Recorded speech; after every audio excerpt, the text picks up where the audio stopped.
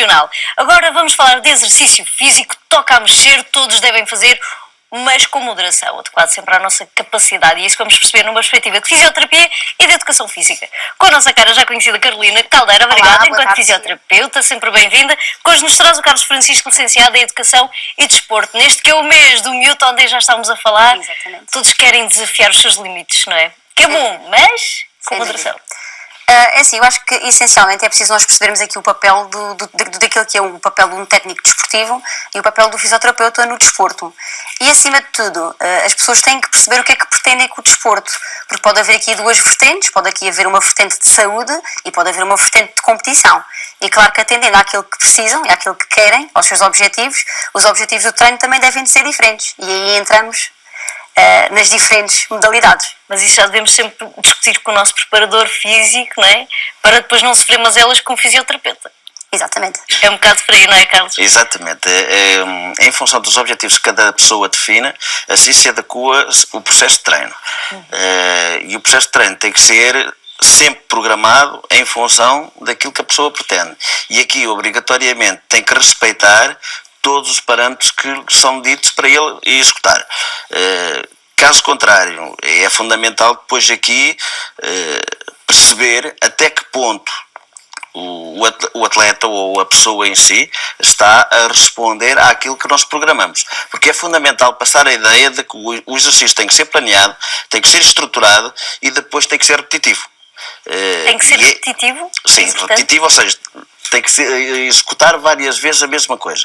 A nossa máquina, o nosso cérebro vai memorizando aquelas sequências de exercícios que depois vai executar autonomamente quando estamos supostamente numa competição. E sem grandes alterações. Por isso é que nós treinamos num determinado momento para representar num pequeno espaço de tempo. O treino é muito mais longo do que o espaço de competição ou do que o espaço onde nós vamos executar esse exercício. Claro que é fundamental haver aqui, o que a Carolina já falou, a interdisciplina entre o preparador físico e, neste caso, o fisioterapeuta. Porque quando o treino está a decorrer dentro daquilo que é planeado, é preciso fazer primeiro uma análise, o técnico faz uma análise de diagnóstico muito simples, comunica ao fisioterapeuta e o fisioterapeuta é que depois vai recomendar aquilo que é necessário. É que muitas vezes aquilo que acontece é aquele indivíduo que só joga futebol ao sábado com os amigos e joga só ao sábado, passa a semana todo dorido e depois torna a jogar ao sábado. E aqui era a tal questão que o professor falava e bem, há que haver uma repetição, porque se não houver essa repetição não há uma adaptação e nós precisamos ter uma adaptação para poder crescer. E agora tem havido um erro muito comum, e ainda bem que a Sofia fala no miúdo, que é a questão daquele indivíduo que passa de um mês, quer dizer, nunca correu, começa a correr, num mês faz uma prova de 10 km, no mês a seguir já faz 25 e no mês a seguir já está a fazer 100. E nós passamos de uma carga pequena para uma carga muito grande, sem qualquer tipo de preparação. Pois aí começam a aparecer as lesões, devido a não haver esta estrutura e esta base por detrás que tem que existir para que o exercício físico seja saudável e para que seja feito de uma forma adequada. O nosso corpo tem que reconhecer aquela atividade, não é? Exatamente. Não é como o desportista de domingo, que é aquele jogo e os nossos músculos devem ficar, que é isto, não é? Nós temos que perceber aqui que a prática da atividade física envolve no mínimo dos mínimos 150 minutos por semana.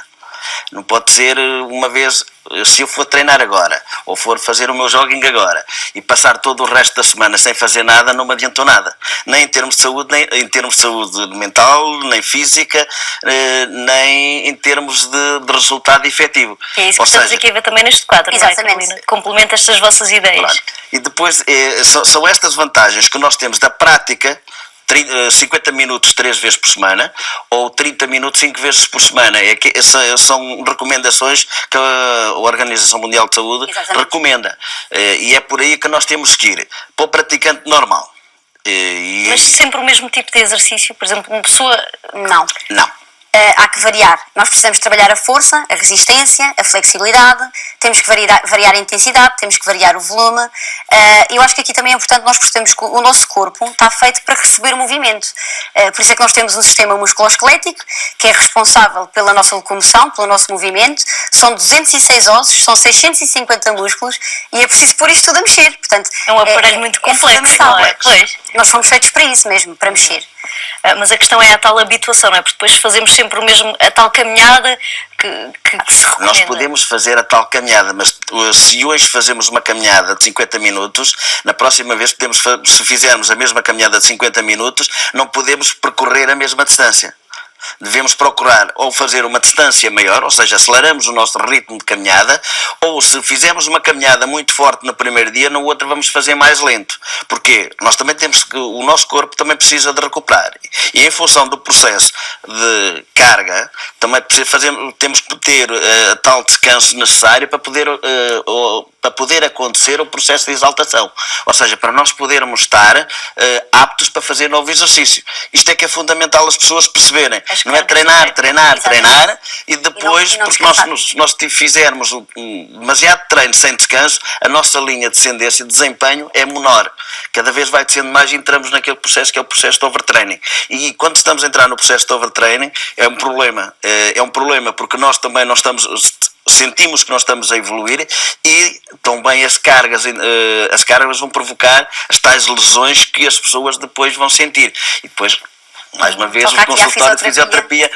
Gosto de ter trabalho, mas não neste sentido. Exatamente. É assim, eu acho que falta desenvolver bastante trabalho neste aspecto, porque também é importante, e os profissionais de saúde também, os meus colegas fisioterapeutas também, que nós para podermos trabalhar, seja com quem for, seja um atleta, seja mais numa vertente de saúde, é preciso nós também abrirmos portas aos treinadores, às pessoas de educação física, aos preparadores, e fazer aqui acima de tudo um trabalho multidisciplinar. Porque se eu também não tiver essa abertura, eu também não consigo fazer o meu trabalho. Eu dou aqui um exemplo, por exemplo, de um atleta que seja operado a um joelho. Falando aqui, pode não ser o atleta, até pode ser alguém que fazia as suas caminhadas e que depois pretende até voltar às suas caminhadas após uma cirurgia. Claro que quando falamos de uma condição de saúde, quem deverá de atuar e quem deverá de avaliar e escolher aquilo que o indivíduo deve de fazer até ter alta médica, deverá de ser o fisioterapeuta. Mas isto é preciso ser feito depois em conjunto, para haver uma passagem adequada e uma reintegração adequada para o treino. Porque se eu disser só assim, diz ao teu treinador que já pode treinar, não há problema. Com pouca carga, pois. Isso com pouca carga é subjetivo. Tem que haver aqui comunicação, porque muitas vezes também aquilo que nós dizemos aos atletas e mesmo aos doentes, depois não é transmitido de forma correta. E eu queria fazer aqui uma ressalva mesmo a isso. É muito importante haver comunicação entre ambos, para nós também sabermos o que é que eu preciso que o treinador faça e o que é que ele precisa da minha parte, porque isso também acontece. Ele pode precisar do atleta bom para uma prova e isto tem que ser um trabalho de equipa, não pode ser um trabalho separado, porque se for separado não resulta. E Carolina, corrija-me se eu estiver enganada, porque assim, há pessoas que têm o corpo anatomicamente perfeito e correto e há outras que não e que às vezes há pequenos ajustes que até são funcionais, não é? Olha, e a partir daí... podemos dar aqui um exemplo. Alguém que tenha, e as pessoas que correm às vezes cometem muito esse erro, pois aqui o professor até poderá dar uma dica melhor sobre isso, mas não é só correr. Nós também temos que trabalhar os músculos do tronco, da core, os abdominais, os braços. Nós quando corremos mexe tudo, não é só as pernas que mexem. E muitas vezes as pessoas caem aqui num erro, que é só correr, e não fazer os outros trabalhos específicos que também são necessários de ser feitos. É preciso ter flexibilidade, é preciso ter força, e é preciso ter um equilíbrio entre os músculos anteriores e os músculos posteriores, porque se houver esse desequilíbrio, vai haver lesões. Daí a tal tonificação, como dizia a Carolina. Exatamente, é fundamental. É fundamental trabalhar a força e é fundamental, sobretudo, trabalhar a força abdominal. Porque assim, nós quando corremos, nomeadamente ao fazermos, desenvolvemos sobretudo o treino inferior. Ora, vai haver uma descompensação entre o treino inferior e a parte do core. Ora, por isso esta compensação tem que ser feita, porque senão temos o problema das pubalgias. Muitas vezes acontece porque há um desfazamento de força inferior com força média. E, aliás, e atenção que isto acontece não só nos atletas. Mas há também gente com síndrome do corredor, não é? Por exemplo. E pois é assim, nós temos boas pernas, mas não temos força para nos fixar. Ora, os nossos músculos posturais são os músculos do core. Ora, se são os nossos músculos posturais, nunca nos podemos esquecer dessa parte. A parte da flexibilidade e a parte da força, nós reparamos, para qualquer tipo de movimento necessitamos de força. E quanto mais força nós tivermos, melhor. E quanto mais capacidade de alongamento muscular tivermos, melhor ainda. Ora, nós só temos um movimento perfeito, e nós olhamos para as nossas ginastas, vemos que elas descrevem movimentos perfeitos e longos. Ora, isto só é possível quando quer os músculos, quer as articulações têm uma grande capacidade de elasticidade. E é desta forma que nós conseguimos ver aqueles movimentos Parece amplos. fácil. Não é fácil, são muito... Mas parece, não é? É verdade. E aqui, pronto, nós quando treinamos o objetivo é a perfeição. Isto é aquilo que... E é não ter lesões também. Pronto, e depois, lá está, treinas para não ter lesões, mas nós também temos aqui que uma das coisas que nós temos que ter presente é educar para a lesão. A lesão faz parte do treino às vezes. E às vezes a lesão também pode ser benéfica, para descansar outras estruturas. E aqui a parte da fisioterapia também é fundamental, porque vamos saber o porquê daquela lesão. E às vezes acontece muito, fazer só aqui uma chega, as pessoas pensarem, isto vai passar. E deixam andar um dia, deixam andar 2 dias, deixam andar uma semana, e depois o problema já está instalado. E às vezes é muito importante, e eu transmito muito esta ideia, é importante as pessoas ouvirem o seu corpo. Se nós começamos a sentir alguma coisa, é porque alguma coisa não está bem. É porque há algo que está ali já a nos avisar, atenção, se calhar... A luzinha do carro. Exatamente. Acaba por ser um pouco isso. E às vezes as pessoas não pensam sobre isto. Está a doer, mas é normal, foi do treino de ontem, eu vou correr outra vez, vai passar. E é sempre com esta frase, isto vai passar, até que não passa. E aí já estão as coisas mais graves e é preciso parar e interromper mesmo a atividade física por completo para poder recuperar. Então é isso que vão abordar no dia 21 de Abril. Exatamente. Vamos ter um workshop sobre prevenção de lesões na corrida. Vamos ter connosco uma atleta da ADRAP, que é a Ana Luísa Viveiros.